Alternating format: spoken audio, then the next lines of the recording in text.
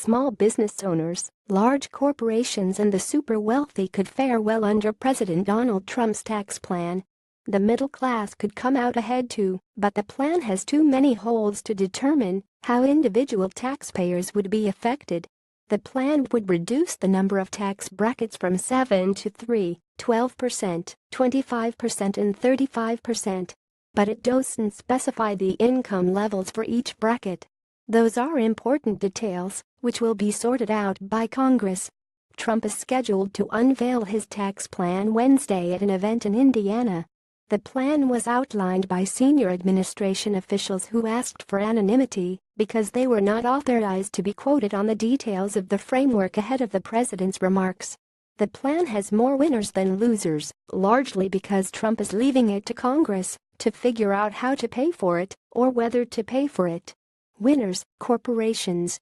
Trump's plan would lower the top corporate income tax rate from 35% to 20%. This would be a huge tax cut for most corporations, even if their tax breaks are severely limited. Business owners who report business income on their individual tax returns. This is the overwhelming majority of American businesses, from small mom-and-pop outfits to large partnerships. The top tax rate for these taxpayers is currently 39.6%. Trump's plan would lower the top rate to 25%.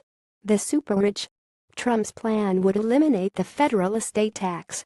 Under current law, the first $11 million of an estate is exempt for a married couple, meaning only the wealthiest Americans pay it. U.S.-based international corporations.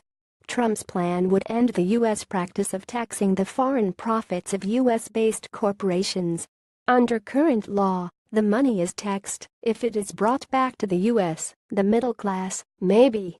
Trump's plan would increase the standard deduction to $12,000 for individuals and $24,000 for a married couple, presumably eliminating the personal exemption. Under current law, the personal exemption is $4,050 and the standard deduction is $6,300 for a total of $10,350. This provision would allow middle-class families to shield more of their income from taxation.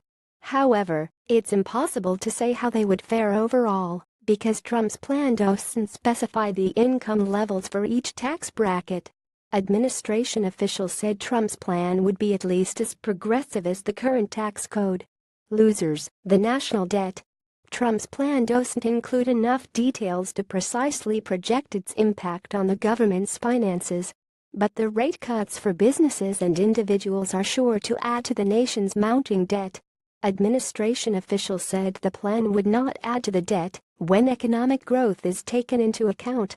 However, many experts say the administration's projections for economic growth are unrealistic. Taxpayers who itemize their deductions. About 30% of U.S. taxpayers itemize their deductions. The rest take the standard deduction.